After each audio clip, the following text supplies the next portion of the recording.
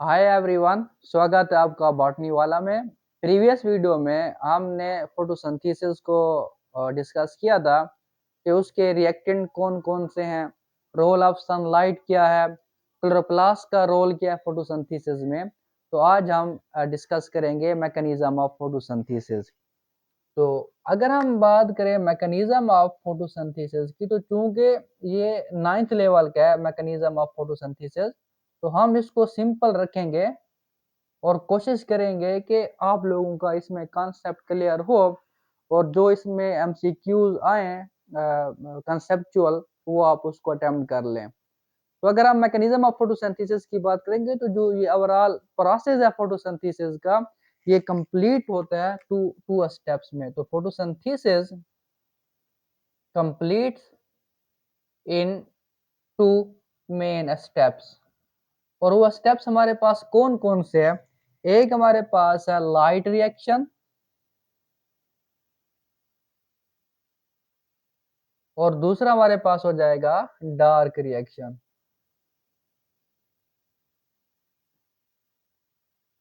लेकिन इस चीज को समझने से पहले कि लाइट रिएक्शन क्या होता है, डार्क रिएक्शन क्या होता है, लाइट रिएक्शन में क्या क्या चीज इस्तेमाल होती है और डार्क रिएक्शन में क्या क्या चीज इस्तेमाल होती है, तो हम सबसे पहले क्लोरोप्लास्ट का डायग्राम ड्रा कर ले, ताकि आप लोगों को आइडिया हो जाए कि ये कहाँ कहाँ होते हैं। ये आउटर मेम्ब्रेन है क्लोरोप्लास्ट की, ये इनर मेम्ब्रेन है क्लोरोप्लास्ट की, ये हमारे पास एक थाइलाकाइड है, और जब थाइलाकाइड आपस में जुड़ेंगे तो ये क्या बना देंगे? ग्रेनम। एक को हम ग्रेनम बोलते हैं और कई सारों को क्या बोलते हैं? ग्रेना। तो हम एक और बना लेते हैं, ये दूसरा हो गया ग्रेनम, और ये आपस में थ्रू इंटर ग्रेना ये क्या है? कनेक्टेड है। अब ये जो है ये हमारे पास है ग्रेना, ये दोनों, ये है ग्रेना, और ये जो बीच वाला एरिया है सेमी सॉलिड या सेमी लिक्विड, जिसके अंदर रुबिस्को होता है और बहुत सारी प्रोटीन होती है, इसको हम क्या बोलते हैं? स्ट्रोमा। अब इसके अंदर क्या होगी? फोटोसिंथेसिस होगी। अब हम देखते हैं कि लाइट रिएक्शन और डार्क रिएक्शन में क्या क्या चीज होता है। पहली जो चीज है वो ये है कि लाइट रिएक्शन को जरूरत है, रिक्वायर है लाइट एनर्जी, यानी सनलाइट, सोलर एनर्जी जो है वो लाइट रिएक्शन में इस्तेमाल होगी। जबकि ये जो है लाइट एनर्जी है, ये do not require in dark reaction. In dark reaction light energy, solar energy यहां नहीं होगी।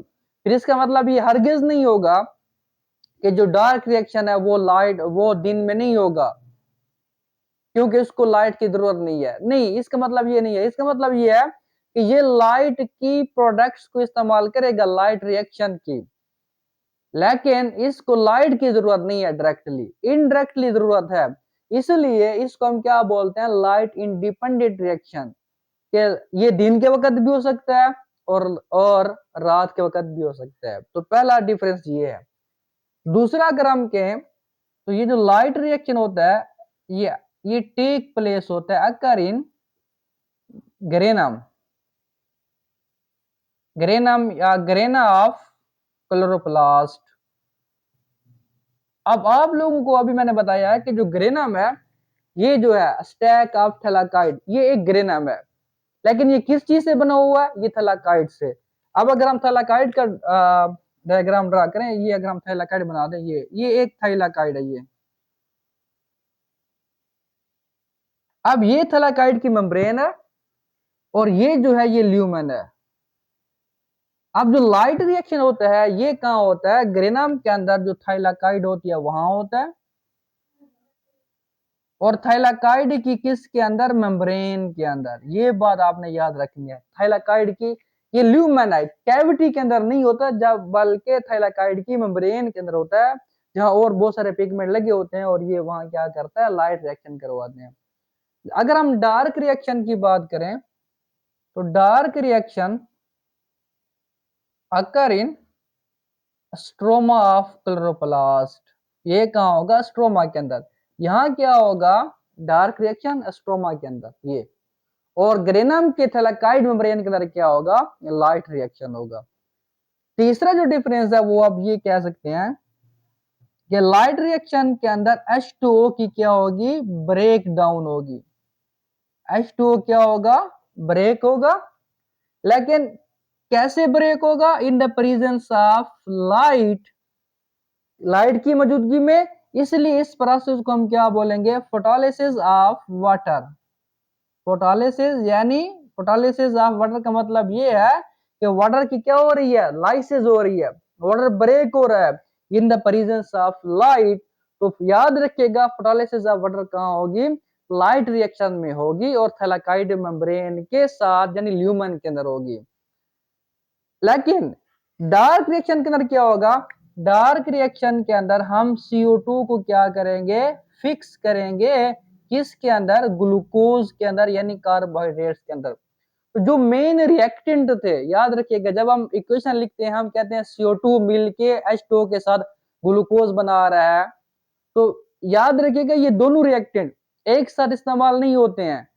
जो हमारे पास H2O है ये लाइट रिएक्शन में यूज होता है और जो हमारे पास CO2 है ये हम कहा इस्तेमाल करते हैं, डार्क रिएक्शन में हम इसको फिक्स करते हैं। और इसके जो कंपार्टमेंटलाइजेशन है यानी H2O कहाँ इस्तेमाल होता है, लाइट रिएक्शन में। तो लाइट रिएक्शन कहाँ हो रहा है, थैलाकाइड में, तो ये थैलाकाइड में यूज होता है। और CO2 कहाँ कहाँ फिक्स होगा, स्ट्रोमा के अंदर, डार्क रिएक्शन में। तो इसलिए इनकी जगह भी क्या है, अलग अलग है, ये एक साथ कभी भी इस्तेमाल नहीं होंगे। तीसरी जो चौथा जो डिफरेंस है वो ये हो सकता है कि यहाँ जो हमारे पास चीजें होगी वो ये है कि जो प्रोडक्ट है, प्रोडक्ट ऑफ लाइट रिएक्शन, ये हमारे पास दो है। एक हमारे पास क्या है, NADPH और दूसरा हमारे पास क्या है, ATP। यहाँ क्या होगी, ATP भी बनेगी लाइट रिएक्शन के अंदर, फोटो फास्फोराइलेशन होगी। तो ये दो हमारे पास क्या है, प्रोडक्ट ऑफ लाइट रिएक्शन।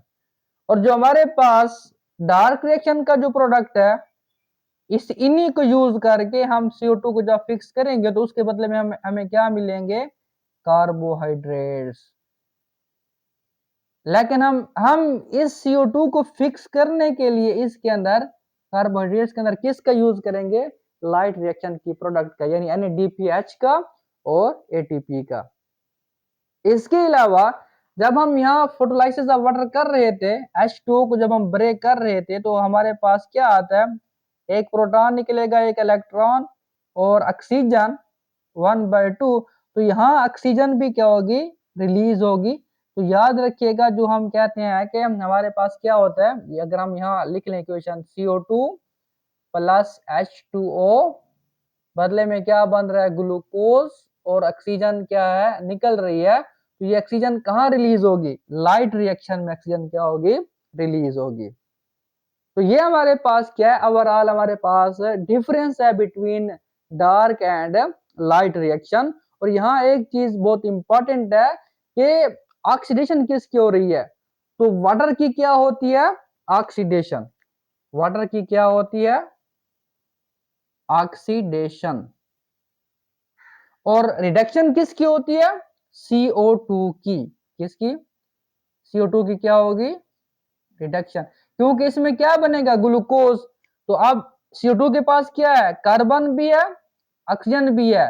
लेकिन जब हम ग्लूकोज का देखते हैं फॉर्मूला, तो इसमें कार्बन भी होती है, H भी होता है और O भी होता है। तो फिर यहाँ क्या, जब हमने ऐड करा है ना हाइड्रोजन, तो इसी को हम क्या बोलते हैं, रिडक्शन बोलते हैं।